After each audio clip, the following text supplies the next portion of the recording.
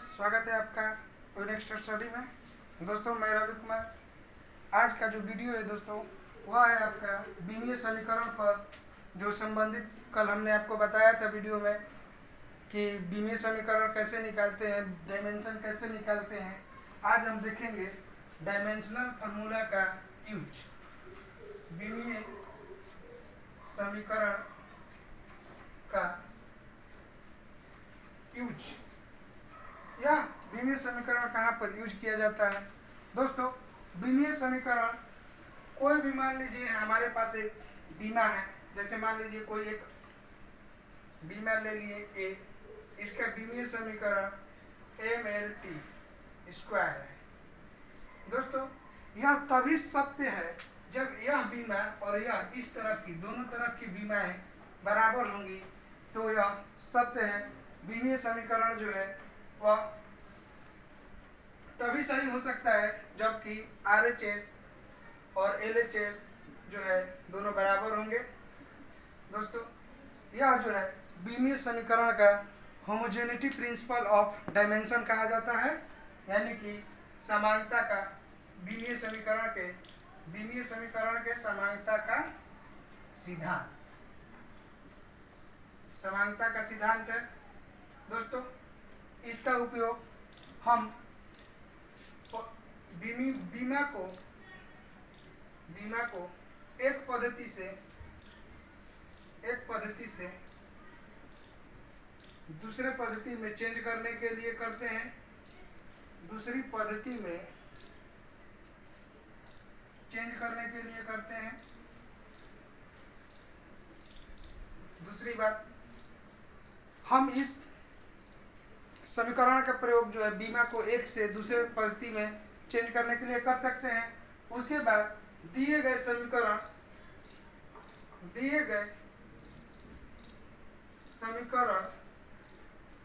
में संबंध स्थापित करने के लिए कर सकते हैं, दोस्तों। उसके बाद परिणाम की सत्यता जांचने के लिए भी हम इसका उपयोग करते हैं, परिणाम की सत्यता जांचने के लिए हम इसका उपयोग करते हैं, जांचने के लिए कि दिया गया परिणाम सही है या नहीं है। दोस्तों मात्रकों का पद्धति में जो परिवर्तन होता है, आइए उस पर से हम एक प्रश्न उठाते हैं और उसको देखते हैं।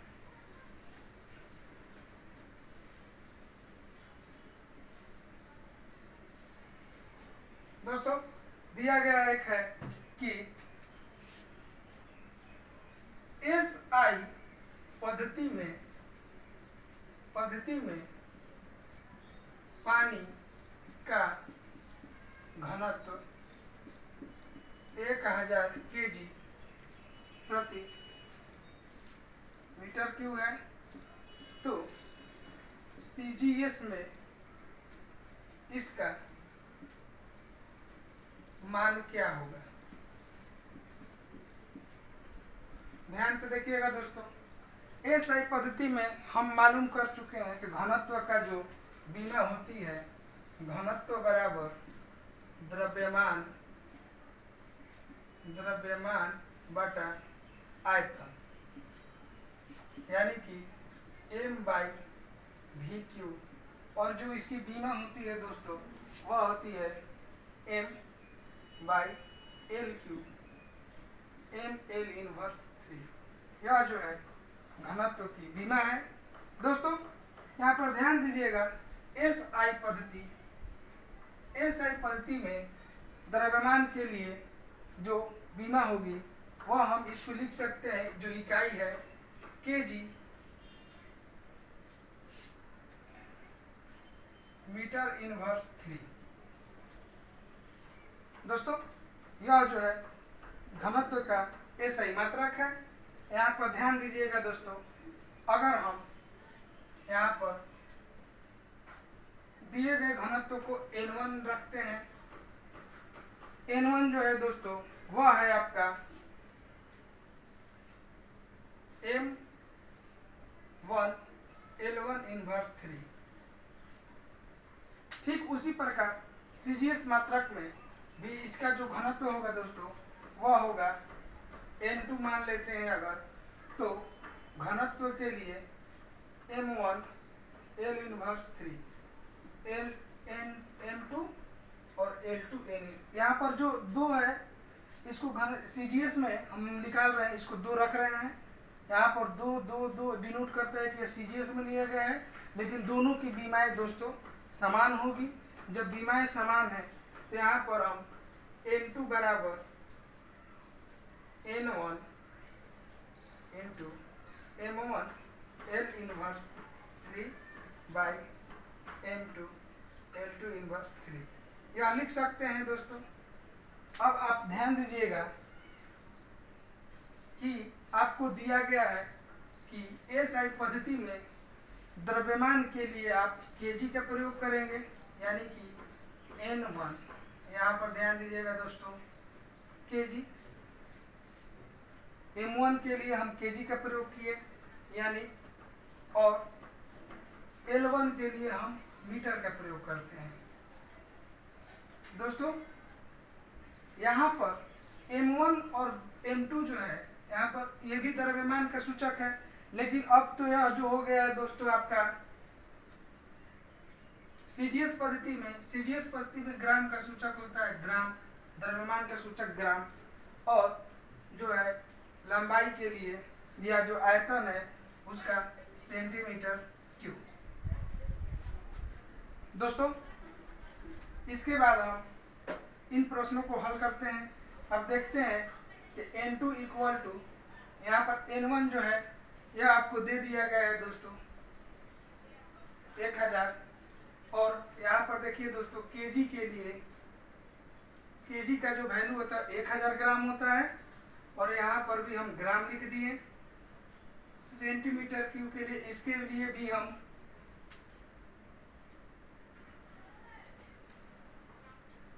सेंटीमीटर के लिए भी दोस्तों हम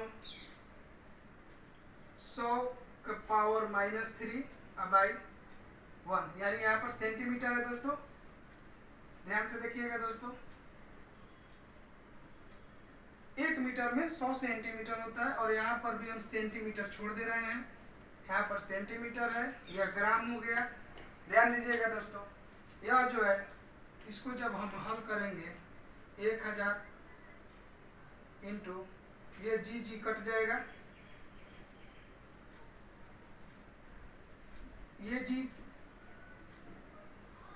दोस्तों 1000 इंटू 1000 गुने 100 के पावर -3।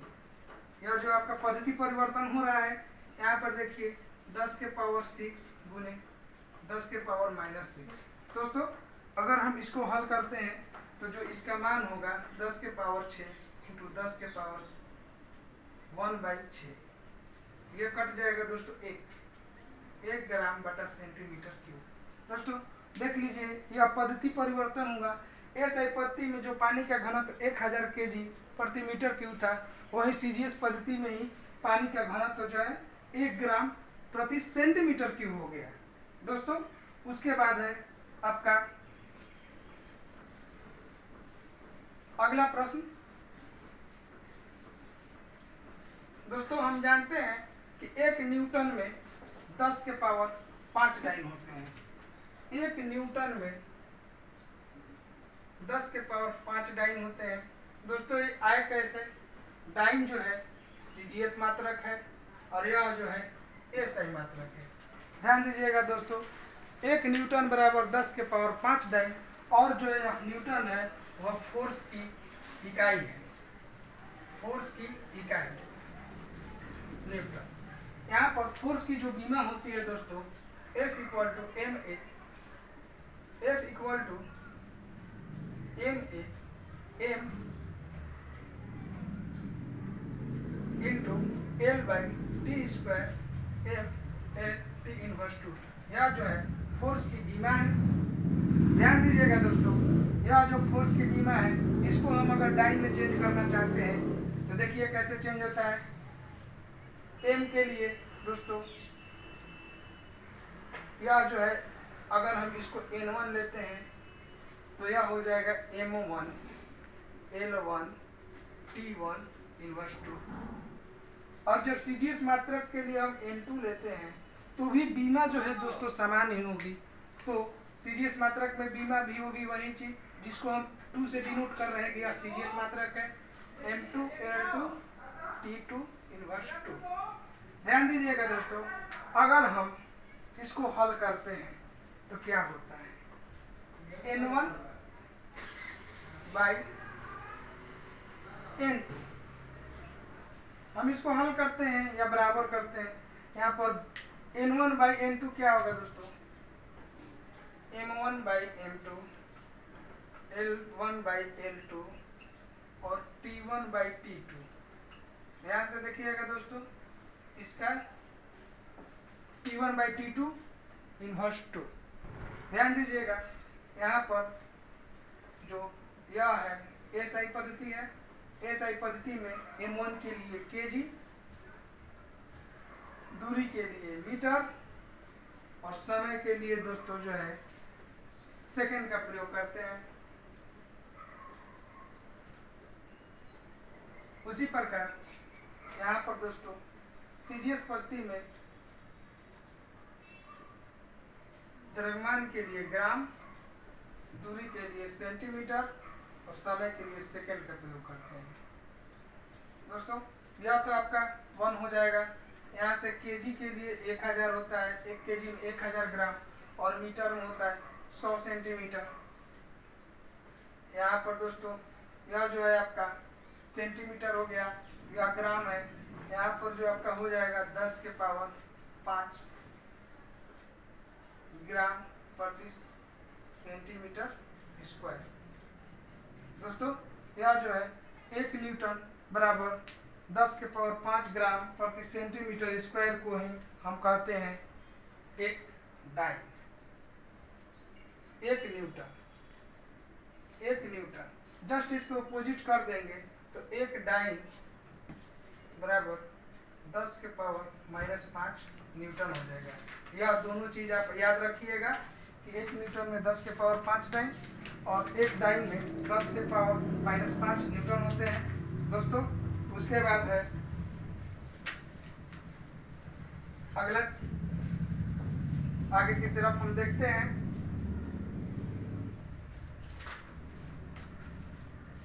बीमाओं का विश्लेषण, लिमिटेशन,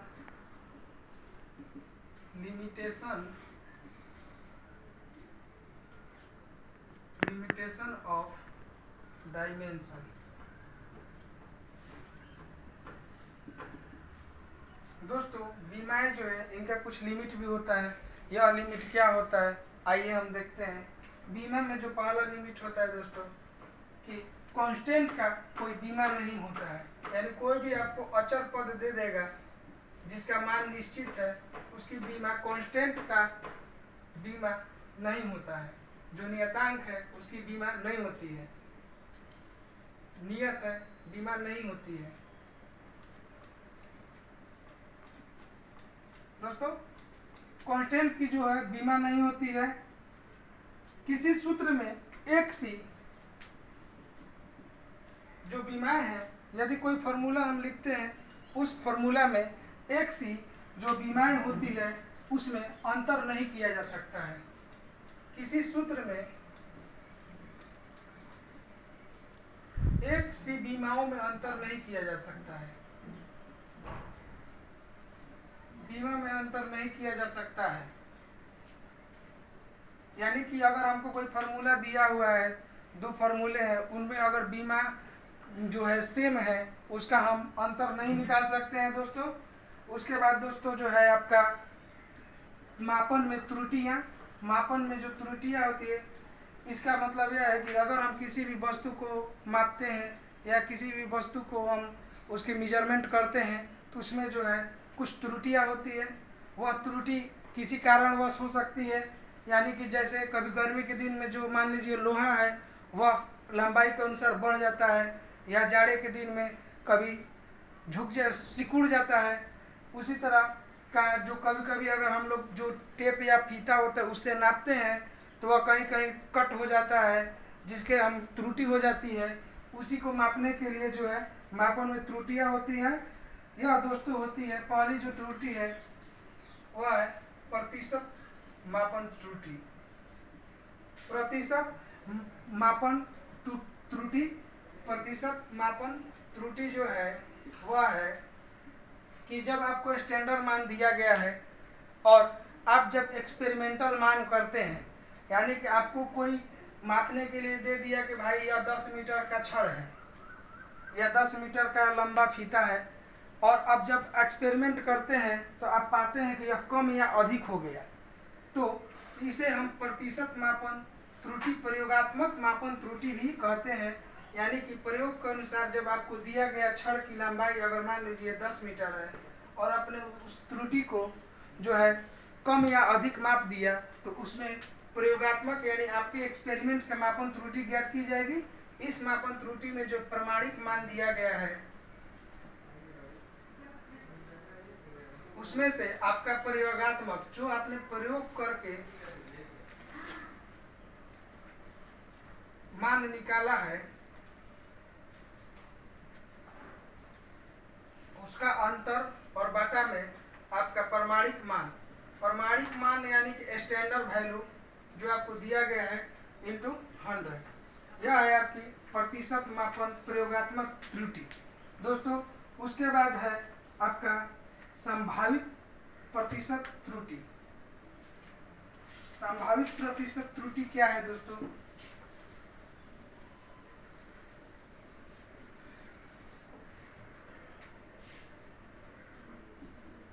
संभावित प्रतिशत त्रुटि।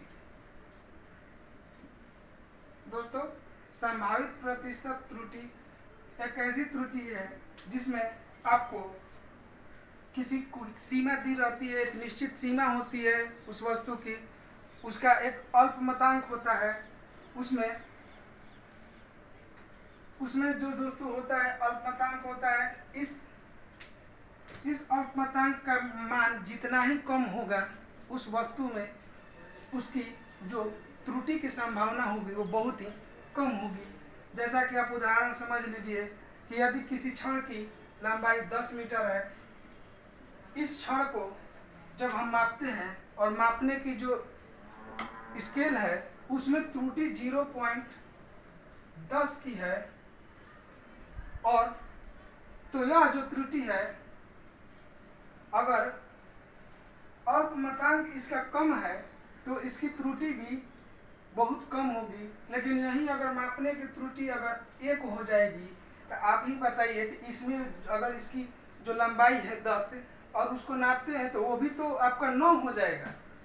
तो जितना ही अल्पमतांक कम होगा उसकी त्रुटि होने की संभावना उतना ही कम है। दोस्तों यह है माप, इसका जो फॉर्मूला होता है वह माप का अल्पमतांक, माप का अल्पमतांक यानी कि जो उसका मापने की जो इकाई उसमें त्रुटि पहले से ही मौजूद है और जो आपको माप दिया गया है वह, और प्रतिशत में व्यक्त है तो 100 से निकाल सकते हैं। जैसा कि इस पर एक सवाल लेते हैं दोस्तों, किसी स्टॉप वॉच का अल्पमतांक 0.2 सेकेंड है। दोस्तों किसी स्टॉप वॉच का अल्पमतांक 0.2 सेकेंड है और वह 100 सेकेंड में 50 दोलन करता है, तो उसकी संभावित प्रतिशत त्रुटि क्या होगी? दोस्तों अब ध्यान दीजिएगा, ध्यान से देखिएगा कि यह जो स्टॉप वॉच है वह 50 दोलन पूरा करने में 100 सेकेंड लेता है, इसलिए 1 दोलन पूरा करेगा तो कितना सेकेंड लेगा दोस्तों? 2 सेकेंड लेगा। अब ध्यान दीजिएगा यह जो 2 सेकेंड है उसका जो माप है और आपको अल्पमतांक दिया गया है, अल्पमतांक 0.2 सेकेंड, और आपने जो उसका माप है ला दिया कि 2 सेकेंड में भाई 1 दोलन पूरा करेगा। तो देखिए यहाँ पर 2 सेकेंड और उसके बाद प्रतिशत है, प्रतिशत दोस्तों अगर आप इसको हल कीजिएगा 10%, यानी कि दिए गए स्टॉप वॉच का जो संभावित प्रतिशत त्रुटि होगी वह 10% की होगी दोस्तों। ठीक उसी तरह एक प्रश्न और लेते हैं। आपका एक प्रश्न है कि एक धातु का घनत्व, एक धातु का घनत्व आपको दिया गया है दोस्तों 8.4 गुने 10⁻³ kg प्रति मीटर क्यूब, kg प्रति मीटर क्यूब धातु के घनत्व का आयतन है, और उसको हम मापते हैं प्रायोगिक मान की तरफ, तो वह आ जाता है आपका 8.7 × 10⁻³ kg प्रति मीटर क्यूब। अब देखिए इसमें आपका जो है वह पूछ रहा है कि आपने एक प्रयोग किया और उसमें आपको यह 8.7 मिल गया। तब ध्यान दीजिएगा कि यह आपका प्रयोगात्मक संभावित त्रुटि है, यानी कि प्रयोगात्मक संभावित त्रुटि 8.4 × 10⁻³ माइनस 8.7 × 10⁻³ बाई 8.4 × 10⁻³ दोस्तों।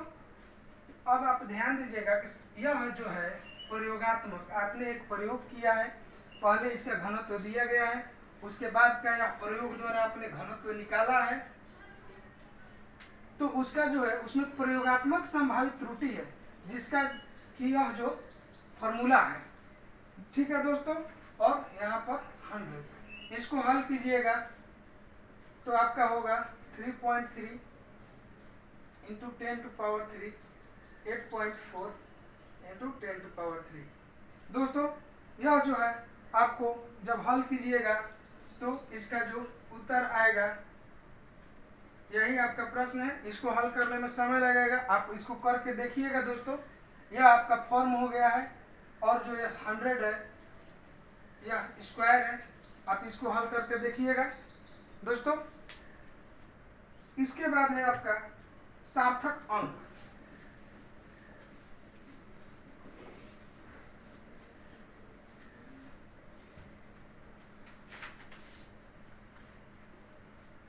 सार्थक अंक, सार्थक अंक यानी कि सिग्निफिकेंट नंबर, सिग्निफिकेंट नंबर दोस्तों। सार्थक अंक क्या है? देखिए सार्थक अंक, किसी भी हम अंक को लेते हैं यदि, तो उसमें सार्थक अंक वही अंक होते हैं जिसका मान हम जानते हैं, शुद्ध रूप से जिसको प्राप्त किया जा सकता है। आप ध्यान दीजिए सार्थक अंक 15154.36, इसमें सार्थक अंक की कोई आपसे संख्या पूछेगा तो दोस्तों आप ध्यान दीजिएगा सार्थक अंक 1 2 3 4 5, यानी कि इसमें सार्थक अंक जो है वह 5 है। ठीक उसी तरह दोस्तों आपको एक और अंक है 0.6602, इसमें सार्थक अंकों की संख्या जब पूछेगा, ध्यान दीजिएगा दोस्तों 1 2 3 4 5, इसमें भी सार्थक अंकों की संख्या 5 है। अगर आपसे सार्थक अंकों की संख्या दोस्तों है वह पूछ दिया 6.6 गुने 10⁻³ यहाँ पर जो सार्थक अंक होंगे दोस्तों वह होंगे आपके 6.6 यानी कि 2। ये नहीं लेना है क्योंकि आप पावर में है, और जो इधर 0 है 3 0 एक्स्ट्रा, इसको आप छोड़ सकते हैं, इसको आपको छोड़ देना है। ठीक उसी प्रकार दोस्तों 4200 है, अब ध्यान दीजिएगा 4200, इसमें अगर सार्थक अंक पूछते हैं तो आप देखिएगा यहाँ पर जो 2 अंक है 4 और 2, यह जो है सार्थक अंक है आपके, और यह जो 2 है इसको आपको नहीं लेना है। लेकिन ठीक उसी प्रकार जब ऐसा रहेगा तो आप सार्थक अंक बताइएगा 5। दोस्तों आज यह डायमेंशन का चैप्टर आपको समाप्त हुआ। हम आशा करते हैं कि आप यह समझ गए होंगे कि सार्थक अंक क्या है, डायमेंशन क्या है, मात्रक क्या है। मिलते हैं दोस्तों अगले चैप्टर में, तब तक के लिए धन्यवाद।